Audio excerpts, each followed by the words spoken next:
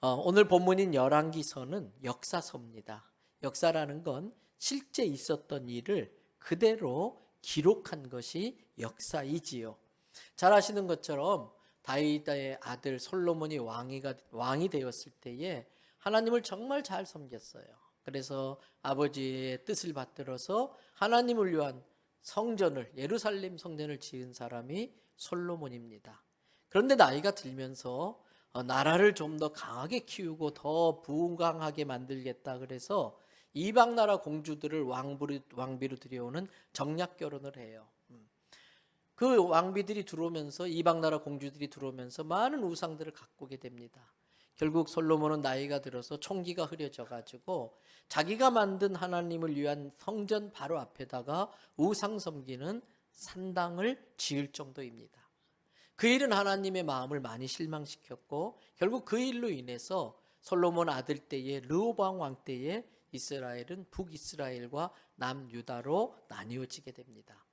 특별히 북이스라엘에 아합 왕조가 들어오면서 아합의 왕비인 이세벨 왕비는 이방 여자로서 바알과 아세라라는 우상을 열심히 섬기는 여자였습니다. 그래서 이 아합 왕 시대 때부터 이스라엘 땅에는 우상 숭배가 절정에 달할 정도입니다. 하나님은 선지자를 통해서 그러면 너희들은 망할 것이다 라고 열심히 이야기를 하지만 그럼에도 불구하고 이스라엘 백성들이 돌이킬 줄을 모릅니다. 종종 하나님은 다른 이방 나라 왕들과 군대를 사용해서 이스라엘 백성들을 회초리로 칩니다. 빨리 깨닫고 회개하고 돌아오라고 하는 것입니다. 오늘 열왕기하 7장 이 본문도 마찬가지입니다. 아람 나라의 벤하닷이라는 왕을 통해서 북이스라엘의 수도인 사마리아 성을 공격하게 했습니다. 늦기 전에 회개하고 돌이키라고. 성지순례 다녀오신 분들은 알 겁니다. 사마리아 성이 얼마나 난공불락의 요새입니까?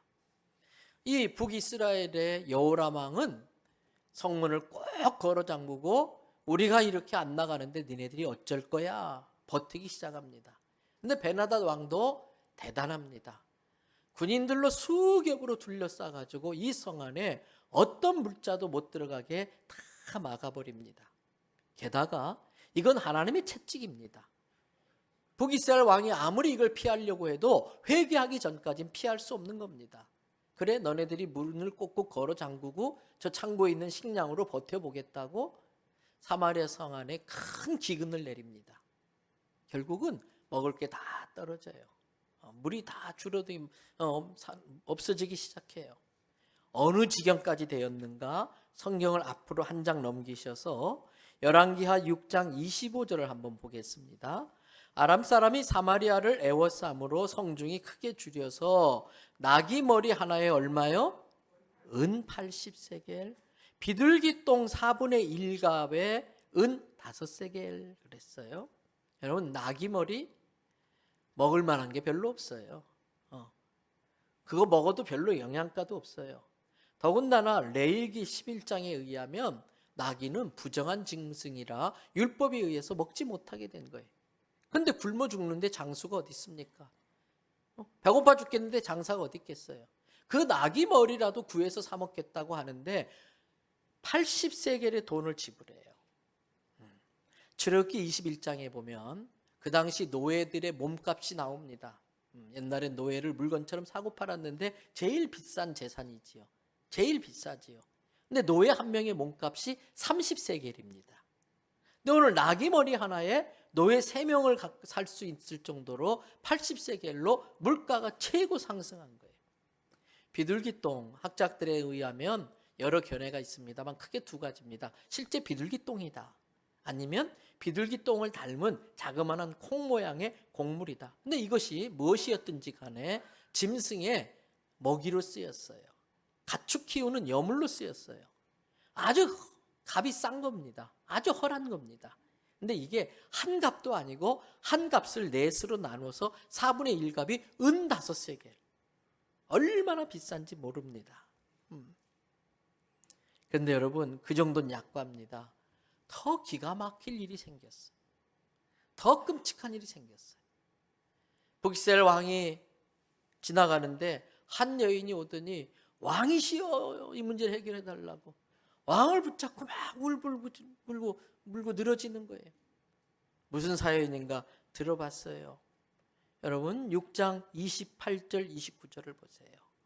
또 이르되 무슨 일이냐 하니 여인이 대답하되, 이 여인이, 자기 옆에 다른 여자가 또 있었어요. 이 여인이 내게 이야기하기를 너의 아들을 내놓아라. 오늘 우리가 먹고 내일은 내 아들을 먹자 그러더라는 거예요. 그 말을 들어줄 사람이 어디 있겠어요? 무슨 소리냐? 근데 먹을 게 없으니까 결국은 굶어 죽을 지경이 되니까 그 제안을 받아들여요. 제비뽑기 했겠지요. 자기 아들이 먼저 걸렸겠지요. 그래서 잡아먹힌 거예요.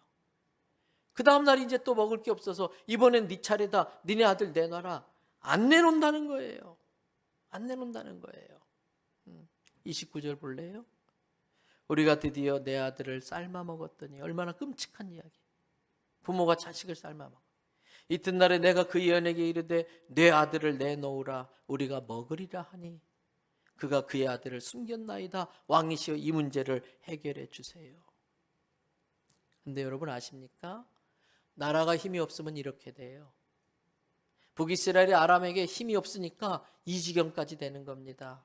우리나라가 강해져야 되는 이유가 바로 그런 거예요. 우리나라도 이런 일이 있었어요. 우리나라도 부모가 자식 잡아먹는 일이 있었다는 거 여러분 아세요? 역사적으로?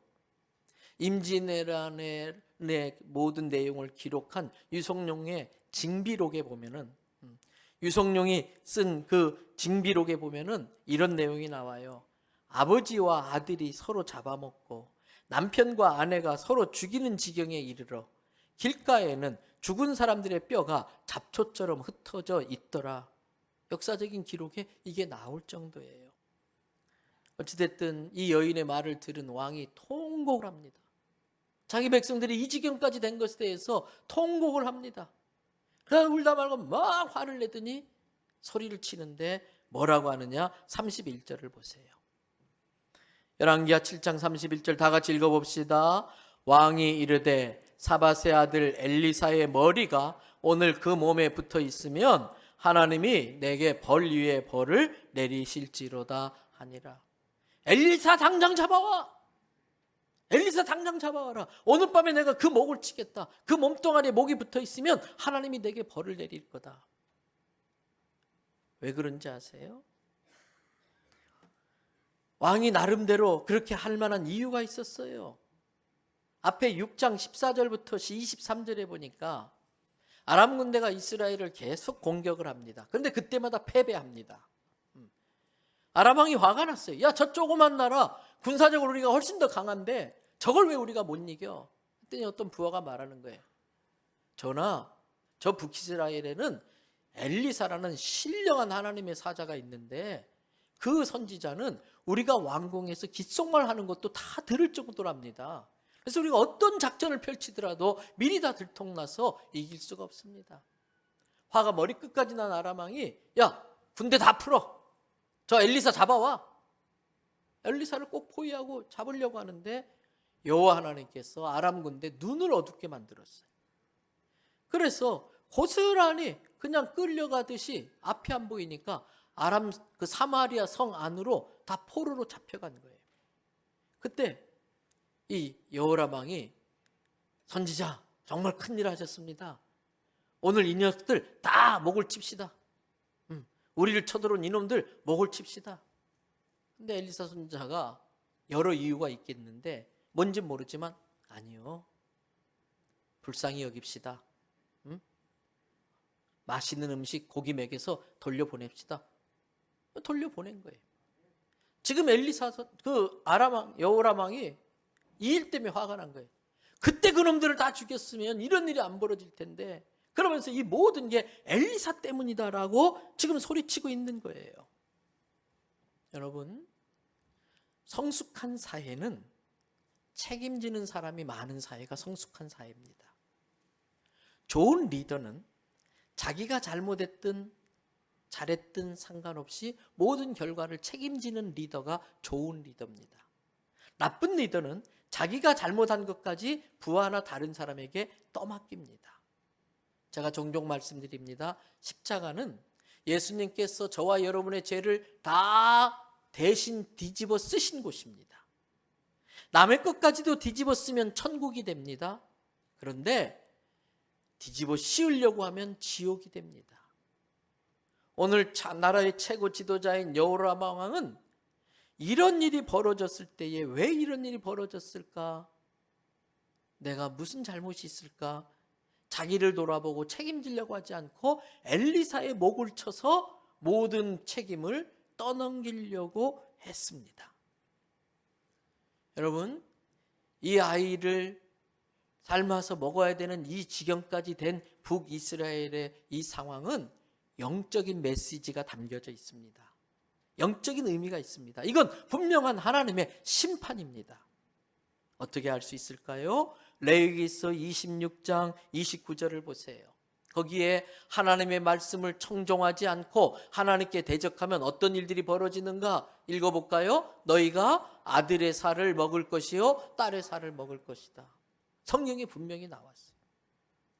신명기 28장 53절에도 같은 의미의 말씀이 나옵니다. 자신의 몸을, 소생의 살을, 에레미야 19장 9절과 에스겔서 5장 10절에도 같은 말씀이 나와요. 이것은 하나님의 심판이에요. 그러므로 지도자인 북이스라엘 왕은 엘리사를 죽이려고 하기 이전에 자기를 돌아봤었어야 돼. 우리나라가 왜 이 지경이 되었나? 왜 이렇게 끔찍한 일이 벌어지는 상황까지 왔나?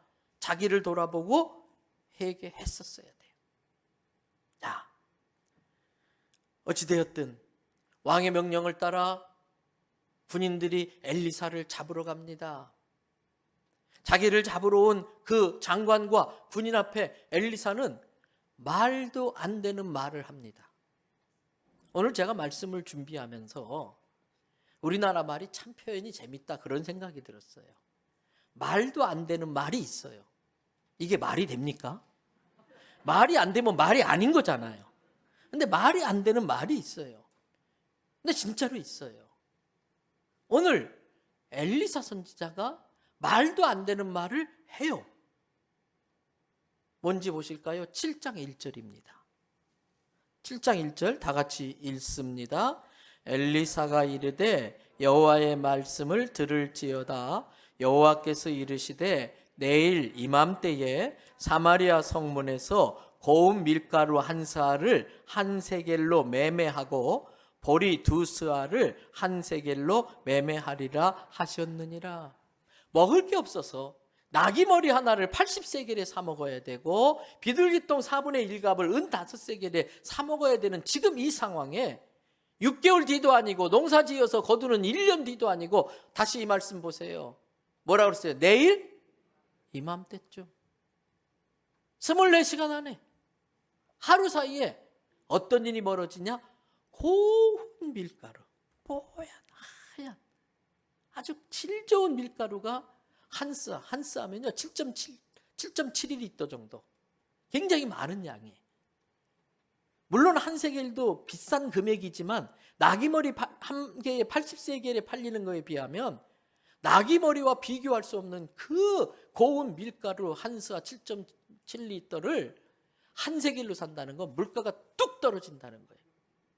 비둘기똥 4분의 1갑이 은 5세겔이었는데 보리 두 스아가 한 세겔이라면 물가가 뚝 떨어진다는 거예요. 엘리사 선지자가 이렇게 말을 하니까 엘리사 선지자를 잡으러 온 왕이 어이가 없다고, 어처구니 없다고 하면서 말도 안 되는 소리 하지 마라. 내일 이맘때 하늘에 구멍이 뚫려서 하늘에 창이 나도 이런 일은 벌어질 수 없다. 그렇게 말해요. 이럴 때 조심해야 됩니다. 지금 이 장관은 선지자의 말을 부정한 것이 아니라 선지자를 통해 하시는 하나님의 말씀을 부정하는 거예요.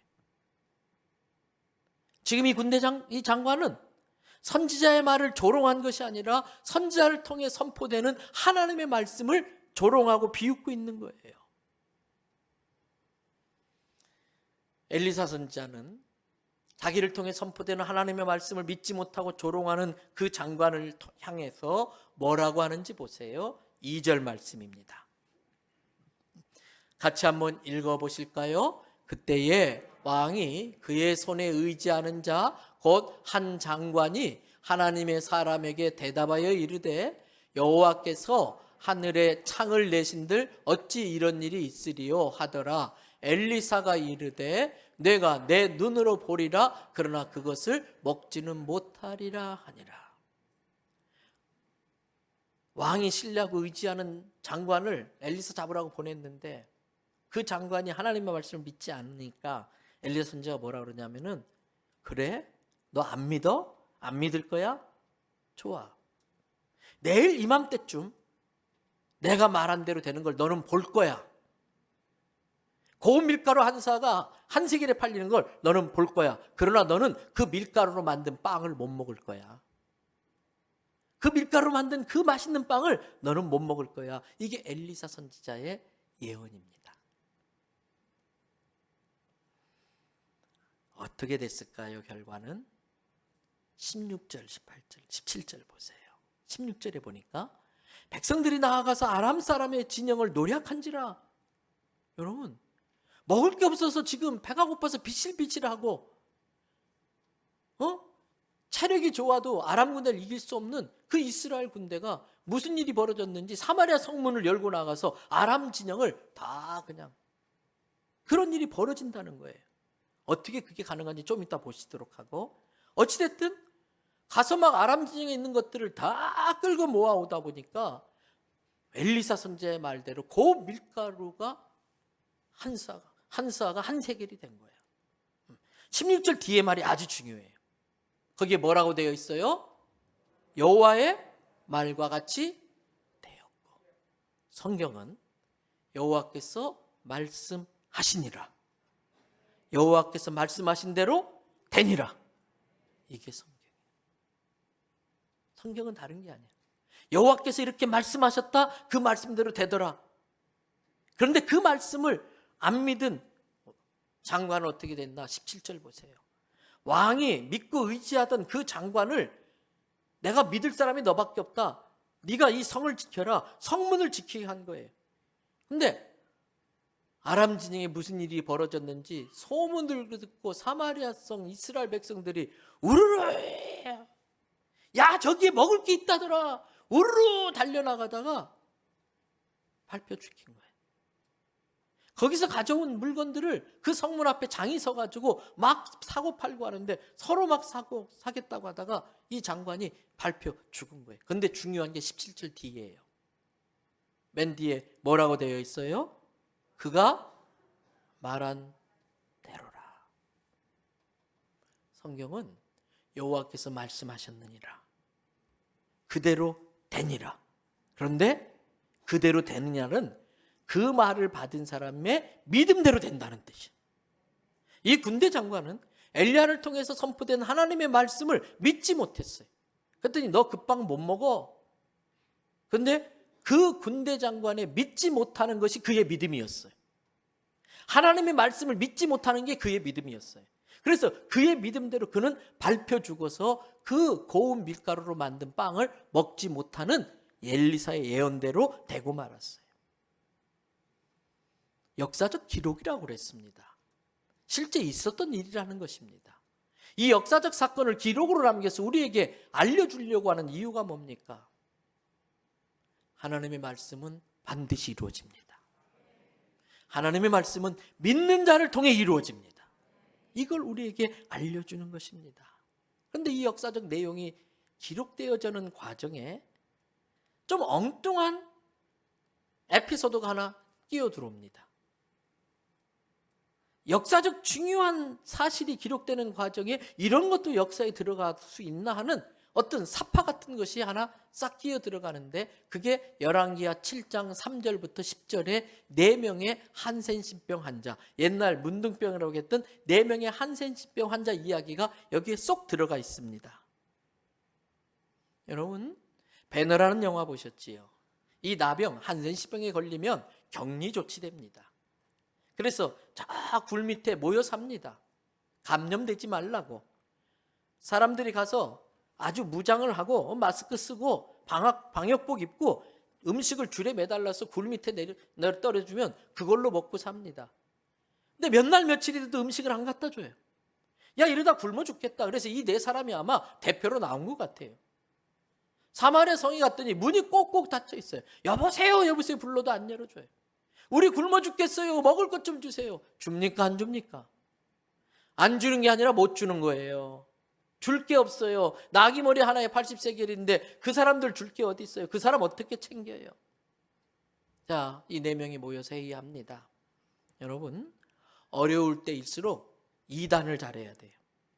어려울 때일수록 2단을 잘해야 돼요. 그 2단이 뭐냐? 순전히 제가 만든 말이에요. 판단과 결단을 잘해야 돼. 판단을 잘해야 돼. 그리고 결단을 잘해야 돼. 여러분, 그 사람들이 3절에 보세요. 뭐라고 했나? 야, 이대로 있다간 여기서 우리가 죽기만 기다리는 것밖에 뭐가 되겠냐? 우리가 무슨 수를 써서 혹시 성에 들어간들 우리에게 먹을 거 줄 사람이 있겠느냐? 판단을 잘한 거예요. 이 판단을 못하면 죽음이 자기를 데리러 와도 모르고 그냥 따라가게 돼 있어. 여기서 이대로 있으면 죽는다. 이 판단을 해야 돼. 내가 이대로 쭉 가면 죽는다. 이 판단을 잘해야 돼. 그리고 이들이 결단합니다. 이래도 죽고 저래도 죽는 것, 아람 군대에 가서 먹을 것이라도 한번 달라고 해보자. 그들이 죽이면 죽을 거고 혹시라도 먹을 것 주어서 우리가 살 수 있을지도 않겠느냐. 그리고 간 겁니다. 여러분, 얼마나 가슴이 졸이겠어요. 요즘 애들 말로 심장이 쫄깃쫄깃했을 거예요. 근데 안 보여. 아람 군인들이 안 보여요. 그래서 이들이 일부러 소리를 냈어요. 일부러 막 자기들의 정체를 드러냈어요. 왜? 빨리 들켜야 빨리 얻어먹을 수도 있으니까. 우리 여기 있어요. 안 들켜. 뭔 일이야? 쭉 갔더니 아람 군대 진영까지 들어갔어요. 텐트는 다 쳐져 있는데 불이 모닥불 밑에 음식이 보글보글 끓고 있는데 개미 새끼 한 마리 안 보이는 거예요. 아무도 없는 거예요. 어떻게 그런 일이 있을까? 열왕기하 7장 6절을 보세요. 이는, 그 다음 말이 참 중요해요. 이는, 그 다음 뭐라고 돼 있어요? 누가? 주께서, 주님께서 아람 군대로 하여금 그 아람 군인들의 귀에 병거 소리, 막 전차부대가 막 달리는 소리, 말발굽 소리, 군인들의 큰 군대의 함성 소리가 막 갑자기 들리는 거예요. 환청이에요. 갑자기 들리는 거예요. 저녁 준비하다 말고 놀래가지고 아이고 큰일 났다. 저 북이스라엘 왕이 해쪽 속과 애굽 사람들에게 큰 돈을 줘가지고 용병을 데려왔나 보다. 우리가 꼼짝없이 죽게 생겼다. 걸음아 나 살려라. 다 도망친 거예요. 7절 말씀 다 같이 읽어보겠습니다. 해질 무렵에 일어나서 도망하되 그 장막과 말과 나귀를 버리고 진영을 그대로 두고 목숨을 위하여 도망하였더라. 주께서 하시면 이럴 수 있는 것입니다.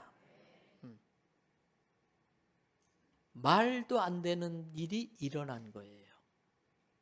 신앙은 말도 안 되는 말을 믿음으로써 말도 안 되는 일이 일어나게 만드는 게 신앙이에요.